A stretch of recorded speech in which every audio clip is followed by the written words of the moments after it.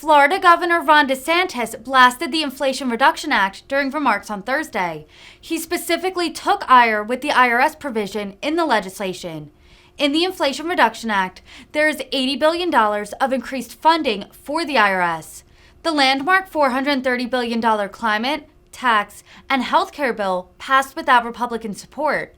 DeSantis said, quote, "I don't know how you're reducing inflation by hiring 87,000 IRS agents." So we've been seeing this going on now for months and months. We've made efforts to be able to provide relief to Floridians, as best we can from the state government's perspective. So we signed into law the largest tax relief package in the history of the state of Florida. It's $1.2 billion that went into effect July 1st. That did things like, of course, a big back-to-school holiday. We had the outdoor stuff. We had the disaster preparedness. We've had a whole year now for baby diapers and different things, baby clothes, which, we got a 2-year-old, so we're still not out of the woods on that, although she's very advanced with everything. So you do, but that's a big deal. We have, starting October 1st, we have a gas tax holiday, which I think is going to be important because the price of, I think you're going to see the oil futures go up, and I think you're going to see gas go up as we get through to the end of the year.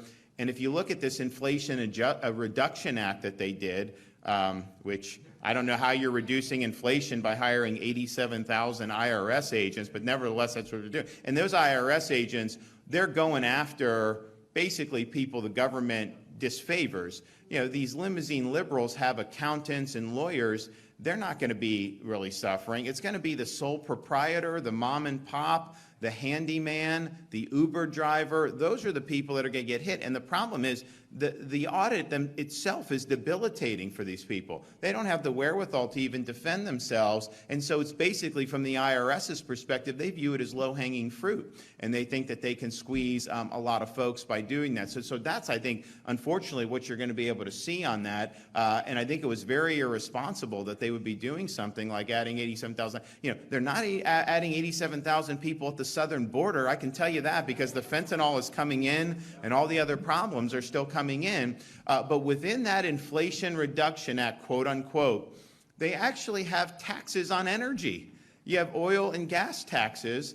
And so how, by taxing that, is that going to make the price at the pump go down? I don't know any economic philosophy that would say that would cause the price to be reduced. No, that price is ultimately going to be passed on consumers, once it gets refined and then sent to the gas stations. And so you're going to see that happen. And that's not going to be good either. So having that gas tax holiday where we wipe out the state tax is important, and that'll take place October 1st.